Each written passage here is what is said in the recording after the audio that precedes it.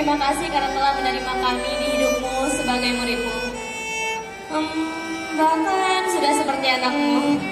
Anggaplah begitu.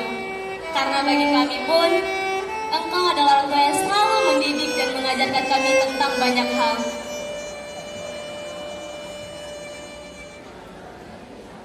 Mungkin pertemuan kita memanglah terbilang singkat. Namun, dalam waktu yang sesingkat ini, ada begitu banyak kenangan yang mustahil untuk kami lupakan begitu saja.